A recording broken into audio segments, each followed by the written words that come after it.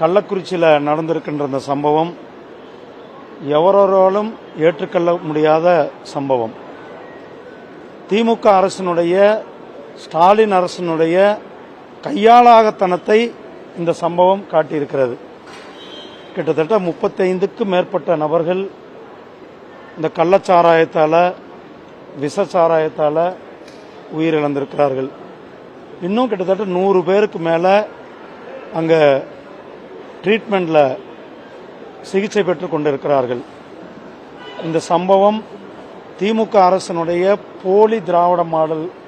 அவங்க என்ன சொன்னாங்க, நாங்கள் வந்த உடனே மதுவிலக்கு கொண்டு வருவோன்னு சொன்னாங்க. ஆனால் அதை பற்றின எந்த ஒரு ஸ்டெப்பும் எடுக்கல.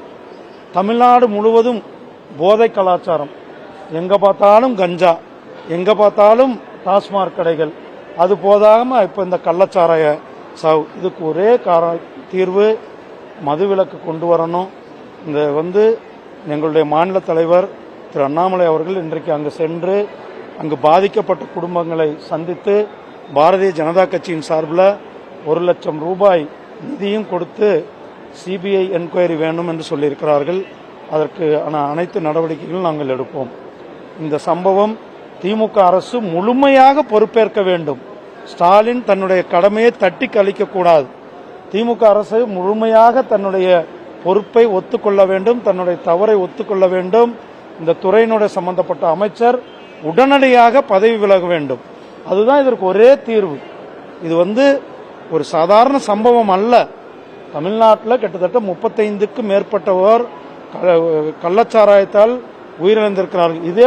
அதே பக்கத்து மாவட்டத்தில் ஒரு 4-5 அல்லது ஒரு 5-6 மாதங்களுக்கு முன்பு இதே போன்று மரக்காணத்தில் ஒரு சம்பவம். அதில் கூட நடவடிக்கை எடுக்கல. இந்த மாதிரி நடவடிக்கை எடுக்காம கள்ளச்சாராயத்திற்கு துணை போகின்ற அரசாங்கமாக இந்த அரசாங்கம் இருக்கிறது. இந்த அரசாங்கம் மக்களை காக்கும் அரசாங்கமாக இருக்க வேண்டும். மாறாக மக்களுடைய உயிரை எடுக்கின்ற அரசாங்கமாக தான் இந்த திமுக அரசாங்கம் இருக்கிறது. திமுக அரசாங்கத்தின் மேல மக்கள் ஏற்கனவே மிகப்பெரிய கோபத்தில் இருந்து கொண்டிருக்கிறார்கள். இந்த சம்பவம் எந்த விதத்திலும் நியாயப்படுத்த முடியாத சம்பவம். இந்த சம்பவத்திற்கு திரு ஸ்டாலின் அவர்கள் பொதுவெளியில் தன்னுடைய மன்னிப்பு கேட்க வேண்டும். அவர் சென்று பாதிக்கப்பட்ட மக்களை நேரடியாக பார்க்க வேண்டும். ஒரு முதலமைச்சர் இவ்வளவு பெரிய சம்பவம் நடந்து 2 நாட்கள் ஆகிறது. தொடர்ந்து மரணங்கள், உயிர் பலியானது நடந்து கொண்டிருக்கிறது. உடனடியாக முதலமைச்சர் சம்பந்தப்பட்ட இடத்திற்கு இந்நேரம் சென்றிருக்கணும். ஆனால் அவர் போகிறதுக்கு என்ன தயக்கம்? ஏன் மக்களை போய் பார்க்க மாட்டேங்கிறார்? பாதிக்கப்பட்ட மக்களை போய் இந்நேரம் பார்த்துருக்கணும்ல. ஆக முதலமைச்சர் அவர்கள் உடனடியாக பாதிக்கப்பட்ட மக்களை நேரடியாக போய் சந்திக்க வேண்டும். ஏன்னா அவருக்கு சந்திக்கிறதுக்கு முகம் இல்லை. மிகப்பெரிய ஒரு தோல்வி, அரசாங்கத்தினுடைய தோல்வி.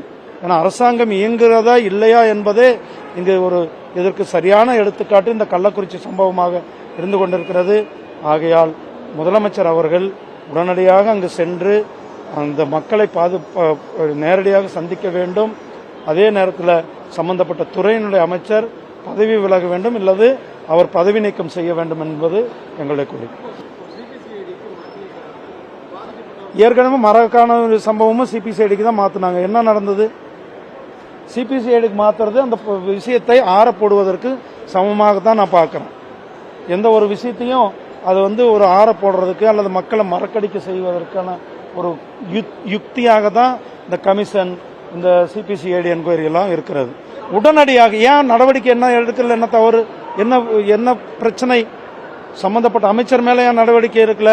முதலமைச்சர் ஏன் முதல்ல போய் பார்க்கல? இன்னும் அந்த இடத்த நேரம் போய் மக்களை பார்த்துருக்கணும். ஒரு சரியான முதலமைச்சர் சரியான ஆட்சி கொடுக்கிறாருன்னா நேரடியாக மக்களை போய் சந்திச்சிருக்கணும். இன்னைக்கு வரல மக்களை போய் பார்க்கல.